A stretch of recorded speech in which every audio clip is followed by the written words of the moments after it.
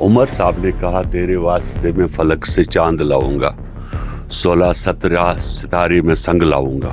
Prime minister साहब यहाँ आए थे तो गूंगा था क्या उस वक्त, मुंह क्या जबान हलक पे उतर गई थी। उस वक्त क्यों नहीं मांगा? तो उसमें मौसम बढ़िया है, बादल नहीं है, ये कोई बात बनती है? आपने ऐसे सीएम को लाया जो फिल्म शूट में बड़ा बिजी रहता है, अक्सर गुलमर्ग में अपना सरकारी चॉपर इस्तेमाल करता है, गुलमर्ग में फिल्म शूट के लिए जाता है। तो आप चुना किसने? वो जो चांद सितारे के लाने की बात कर रहे हैं, लेकिन उमर अब्दुल्ला को स्टेटहुड देना क्या ठेकेदारी? Why not somebody else? किसको देंगे? जो रियासत का सही माने में। देखिए, उमर अब्दुल्ला की सरकार को 100 दिन पूरे हुए और जिस तरीके से नेशनल कॉन्फ्रेंस ने अपना मैनिफेस्टो दिया था और कई सारे वादे किए थे, लेकिन क्या वो वादे पूरे हुए? अभी नेशनल कॉन्फ्रेंस के खीमे से ये खबर आ रही है कि उनका कहना है कि समय लगेगा इन चीज़ों के लिए। सबसे बड़ा मुद्दा जो है वो स्टेटहुड का है, लेकिन भाजपा जब मूड में होगी तो वो दिया जाएगा। प्रधानमंत्री, गृह मंत्री से लेकर जितने भी दिग्गज नेता है भाजपा के, उनका यही मानना है कि कश्मीर में जल्द ही जल्द राज्य का दर्जा वापस दिया जाएगा। जम्मू कश्मीर में क्या इस वक्त सूरत हाल है? मेरे साथ में जम्मू कश्मीर जेडीयू के अध्यक्ष जीएम शाहीन मेरे साथ में मौजूद है। सर, उमर अब्दुल्ला की सरकार को 100 दिन पूरे हुए हैं और जो वादे किए गए थे बखूबी सबको पता है, और ख़ासकर बिजली, पानी, ये छोटे छोटे मुद्दे जिनका वादा किया गया था, क्या उन चीज़ों के लिए भी अब एलजी की परमिशन चाहिए? लोगों को बेवकूफ़ तो नहीं बनाया जा रहा है सर? उमर साहब ने कहा तेरे वास्ते में फलक से चांद लाऊंगा, 16-17 सितारे में संग लाऊंगा। तो हमने क्या लेना देना उसके साथ? वो उमर जाने, उसका जवाब काम जाने।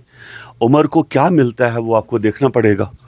और अब रिसेंटली प्राइम मिनिस्टर साहब यहाँ आए थे तो गूंगा था क्या उस वक्त, मुंह क्या जबान हलक पे उतर गई थी। उस वक्त क्यों नहीं मांगा? तो उसमें मौसम बढ़िया है, बादल नहीं है, ये कोई बात बनती है? आपने देखा है ऐसा कोई चीफ मिनिस्टर? आप देश की हिस्ट्री निकालिए, हमारे देश में ऐसे लोग रहते हैं जिनसे देश चलता है, ऐसे लीडर रहते हैं।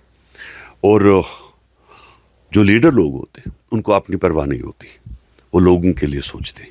आपकी बड़ी बड़ी मिसालें मैं दे सकता हूँ, चंद्रबाबू नायडू की मैं बात करता हूँ, नीतीश जी से की मैं बात कर रहा हूँ। जो चप्पल भी उनकी देखोगे आप तो फटी पुरानी होगी, जो अपनी तनख्वाह तक चैरिटी करते। आपने ऐसे सीएम को लाया जो फिल्म शूट में बड़ा बिजी रहता है, अक्सर गुलमर्ग में अपना सरकारी चॉपर इस्तेमाल करता है, गुलमर्ग में फिल्म शूट के लिए जाता है। तो आप चुना किसने? हमने तो नहीं चुना, सेंटर ने तो नहीं चुना, सिलेक्शन तो नहीं है, इट वाज इलेक्शन। तो अवाम ने काम किया, अवाम ही जवाब देगी। तो अवाम को कैसे जवाब देना है उसके लिए तैयार रहे, पंचायत आ रहे। एक सेकंड, हमने बार बार ये कहा as a part of NDA कि उमर को क्यों दे हम लोग स्टेटहुड? Why should Umar? ऐसा होगा तो मैं अपील करूंगा नीतीश जी से कि हमें इस गठबंधन का फिर सोचना पड़ेगा। जीएम शाहीन बड़ा अपने इसके जो हमारे अल्फाज है उसके लिए पाबंद है। आप इसको एरोगेंसी मानो, मेरी कुछ और मानो, जमीन आसमान एक हो सकता है। वो जो चांद सितारे के लाने की बात कर रहे हैं लोग, लेकिन उमर अब्दुल्ला को स्टेटहुड देना क्या ठेकेदारी है? Why not somebody else? किसको देंगे? जो रियासत का सही माने में। आपने कुछ दिन पहले आपके स्टेटमेंट आया था कि अगर जीएम शाहीन सीएम बनते हैं तो उसी टाइम में स्टेटहुड दूंगा। चुनाव आप लड़ते नहीं है सीएम? नहीं, देखिए हमारी पार्टी लड़ती है, मैं ये नहीं, मैंने कब कहा नहीं लड़ती? मेरी पार्टी ने क्या नहीं लड़ा? ठीक है, हम लोगों की मैंडेट उस वक्त क्या बोला कि हम लोग बीजेपी के बी पार्ट है जी। अल्ताफ बुखारी, सजाद गनी लोन, इंजीनियर रशीद को भी बी पार्ट का। अब जो ए पार्ट वाले लोग हैं तो वो देखिए मोदी जी के साथ, मोदी अंकल के साथ क्या कर रहे थे, अमित अंकल के साथ क्या कर रहे थे। बहुत सारे अंकलों को जाकर दिल्ली में मिला चॉकलेट बॉय। अब पूछ लिए उनसे, अरे मैं क्यों ना मिलूं, मेरा तो प्रधानमंत्री है, मेरा तो प्राइम मिनिस्टर है। लेकिन जहां तक लोगों की तकलीफों का सवाल है, अभी सरकार बने हुए 3 या 4 महीने हो गए, मार्च अप्रैल आना बाकी है। क्योंकि मैंने हमेशा जब भी आप लोगों के साथ बात की 6-6 महीने की प्रोडक्शन की, पहले मार्च अप्रैल आना बाकी है। तो देखिए अप्रैल में भी क्या होता है, क्या होने वाला है सर? ये सब कुछ डिपेंडेबल है। हम लोगों को जो भी कुछ आता है दिल्ली से आता है। जी जी। अभी ट्रेजरी में पैसा है वो भी तो देखना पड़ेगा ना।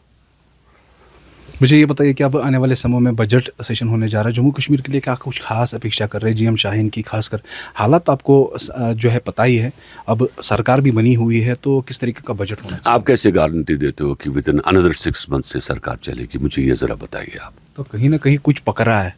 जो सोशल मीडिया पे भी खबरें आ रही है कि नेशनल कॉन्फ्रेंस की सरकार जो है कुछ ही महीने के बाद जो है वो दिखेगी नहीं, तो कहीं ना कहीं कुछ पकड़ा है। आप एनडीए के पार्टनर हैं। आप कॉन्स्टिट्यूशन को देखिए, आप लॉ को पढ़िए। जिस दिन जुलूस प्रोटेस्ट इस सरकार के खिलाफ रोड पे आ गए, उस दिन आपकी असेंबली डिसॉल्व भी हो सकती है। कानून पढ़िए। अल्ताफ बुखारी, सजाद लोन का मानना है कि हम अपोजिशन पार्टीज मिलकर अब नेशनल कॉन्फ्रेंस के खिलाफ लड़ने जा रहे हैं, खासकर वो 370 या स्टेटहुड को लेकर। जीएम शाहीन उनके साथ जाएंगे? नहीं, हमें कोई अभी ऐसी मजबूरी नहीं है। We are the part of NDA government, we are running the government in Delhi. हमें क्या मजबूरी पड़ी है? उनको ढूंढना पड़ेगा। सजाद साहब मेरे दोस्त है, अल्ताफ साहब मेरे दोस्त है, they are not the part of NDA. लेकिन जहाँ तक हम हिस्सा है एनडीए के, तो हम वो काम नहीं कर सकते जो हमें, बिकॉज हम लोग कहीं बंधे हुए हैं। ऐसा नहीं है कि वी आर इंडिपेंडेंट, जो भी मन में आए वो बताया, ऐसा हम नहीं कर सकते। शाह साहब, आपकी एक बात याद आती है, जब भी आपसे इंटरव्यूज़ किए तो आपने कहा कि जो भी चीफ मिनिस्टर बनेगा था उसकी हैसियत कोई नहीं होगी। अब तो खुद सीएम मानते हैं कि मेरी कुछ चलती नहीं है, या आपने कई बार भी कहा था। लेकिन सोल्यूशन क्या है इस चीज़ का? भाजपा ही को यहाँ पर लाए हम। मैंने 6 महीने पहले की जो मेरे सभी कुलगाम, कोकरनाग, अनंतनाग, बारामूला में जो भी मेरे इंटरव्यूज़ है, जो भी मेरे स्टेटमेंट्स है, उसमें हर जगह बात मैंने साफ कर दी है कि this chief minister is equal to mayor. तब मैंने कहा था कि उमर, तुमने कहा कि मैं इलेक्शन नहीं लड़ूंगा एज ए यूनियन टेरिटरी, फिर तुम लालच में आ गए। तुम्हें प्रोटोकॉल चाहिए था, तुम्हें ऐशो आराम चाहिए था। इस तरीके से कौमें तरक्की नहीं करती। इसके लिए कुर्बानियाँ देनी पड़ती है, और बड़ी कुर्बानियाँ देनी पड़ती है। कि आप, ऐसा कुछ नहीं है कि हवा से आएगा, पैराशूट से आएगा। आपको स्टेटहुड भी मिले, आपको पुलिस भी हम दे, ताकि आप डंडा उठा के अपोजिशन को अंदर कर दे। It is not too easy कि इसके लिए कुर्बानियाँ देनी होती है। छोटे छोटे वादे किए गए थे, 200 यूनिट्स फ्री या बाकी राशन वगैरह तक, ये भी नहीं कर पाएंगे वो। चपरासी ट्रांसफ़र नहीं होगा, क्लास 4 ट्रांसफ़र नहीं होगा। अब लोगों ने वोट देकर मैंडेट दिया नेशनल कॉन्फ्रेंस, उनके लिए क्या कहेंगे? नहीं, मैं आवाम हमारी अपनी है, बिकॉज आवाम की क्या गलती मैं मानूं। इसी आवाम को तो बोला गया था कि 53 पोजीशन दे देंगे आपको। इसी पार्टी ने, नेशनल कॉन्फ्रेंस ने, इसी आवाम को कहा था कि अंदरूनी खुदमुख्तियारी। इसी पार्टी ने कहा था कि सदरी रियासत, कहा था ना। 96 का इलेक्शन, 2000 का इलेक्शन, 2016 का इलेक्शन, ये तो इसी पार्टी ने, इन्होंने ही तो किया था। लेकिन अब आवाम कहाँ गलती कर बैठे तो वो मैं नहीं जानता। लेकिन इतना ज़रूर है कि जहाँ तक डेवलपमेंट एंड अनएम्प्लॉयमेंट का इशू है, जहाँ तक डेलीवेजर्स का इशू है, हमारी पार्टी बहुत परेशान है इन चीज़ों को लेकर। कश्मीर में जिस प्रकार से हालात बने हुए हैं, जीएम शाहीन से बात की, अब सबसे बड़ा मुद्दा वो स्टेटहुड का है। जो वादे किए गए, क्या वो पूरे कर पाएगी नेशनल कॉन्फ्रेंस की सरकार? आने वाले दिनों में क्या रणनीति रहेगी? और जो इस तरह से सोशल मीडिया पे खबरें आ रही है, क्या वो महज अफवाह है? सरकार की क्या रणनीति रहेगी, खासकर राज्य को दर्जा जो वापस मिले उसको लेकर, ये आने वाले समय में पता चलेगा। फिलहाल के लिए आप देखते रहे हिंदुस्तान तक का न्यूज़।